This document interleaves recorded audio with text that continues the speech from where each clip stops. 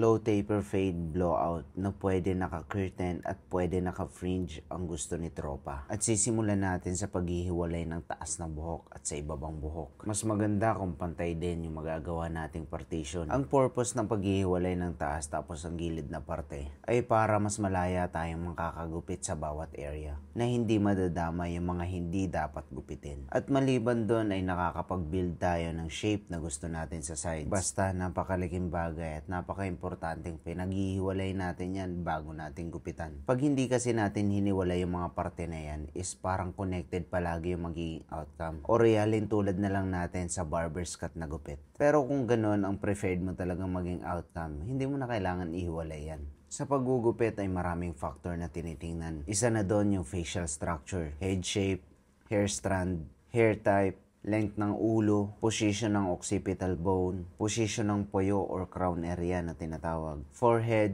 tenga, yun yung mga tinitingnan. At kung may nakalimutan man ako, palagay na lang sa comment section. Sa panahon ngayon ay hindi na lang tayo nagugupit ng basta-basta. Kasi napaka-komplikado na yung mga bagong usong haircut ngayon. Pero kaya pa rin naman natin i-shortcut yung process sa sarili nating mga technique. Hindi mo naman kailangan gayahin lahat ng napapanood mo. May mga nakikita ka sa kanilang tingin mo mali dahil iba yung process na ginagawa mo. At yun ang tama para sa'yo. So kung ganun, mag-stick ka na lang sa sarili mong technique. Kung may narinig or napanood ka man sa iba, idagdag mo na lang sa kaalaman mo. Huwag mong hayaang nakasarap palagi yung utak mo sa kaalaman. At isipin palaging ikaw na yung pinakamagaling. Na tama ka, mali sila. Lahat ng tao nagkakamali, including you. At sobrang hirap umusad kapag ganyan yung mindset. Sabihin na nating hindi ka na uusad pag ganun yung mindset mo. Typical na Pilipino mindset. Makakain lang ako ng 3 beses sa isang araw, okay na sa akin. Kumikita naman ako ng 1,000 sa isang araw.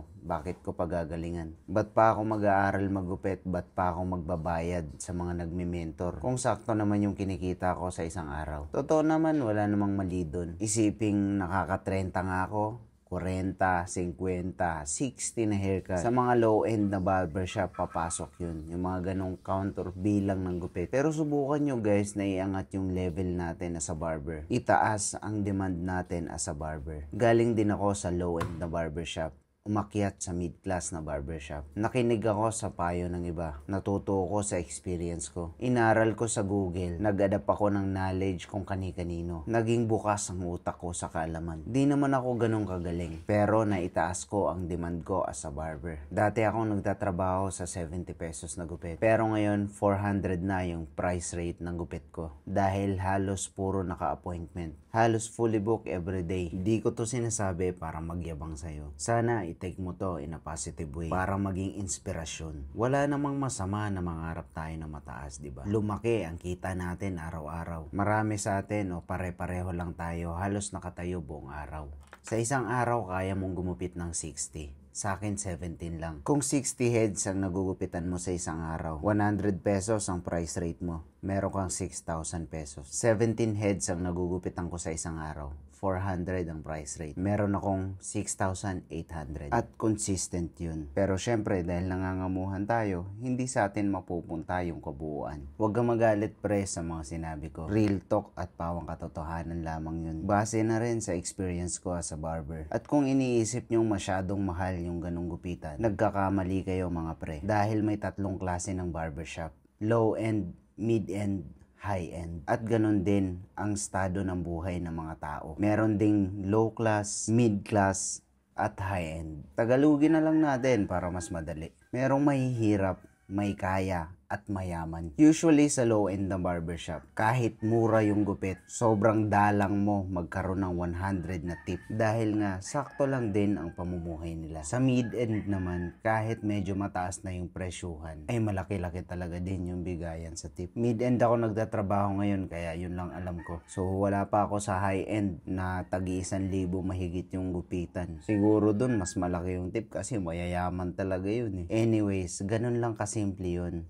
Bawat class ng barbershop ay may kanya-kanyang target market. At ngayon, alam mo na, na pwede mong itaas ang demand mo bilang barbero. Anyways, masyadong napahaba yung kwento. Balik tayo dito sa ginugupitan natin. Sa mga laging nakakapanood sa akin, ito ang sekreto kung bakit namimessy yung buhok at nalalagyan ng maraming texture. Ang tawag sa technique na yan ay point cutting. At sa hairstyling naman, minsan ay kailangan natin ng tulong ng blower. Kung natatandaan nyo yung sinabi ko nung una, na ang gusto neto ni tropa ay pwedeng fringe at pwede namang curtain. Kapag may cling curtain pala, usually tinatawag yun na coma. So in simple term, ang gupit na ito ni tropa ay pwedeng naka-fringe at pwedeng naka-coma. Dahil mahaba ang buhok ni tropa nang sumugod siya sa atin, ay sanay yung buhok niya na may hiwa sa gitna. Kaya kinailangan ko ng tulong ng blower para ma-fringe yung buhok ni tropa. At ngayon ay tinitingnan natin yung itsura kapag naka-curtain ito or coma, kung babagay ba talaga sa kanya. Dito sa situation na to ay wala pa akong product na nilalagay. Pero kitang-kita na yung texture. At ito pala yung ginagamit natin mga par fix. Sa pagkakataong ito ay ang i-style muna natin ay fringe type. Para makita niya din kung paano ginagawa ito at makita niya kung anong totoong itsura neto kapag in-stylan.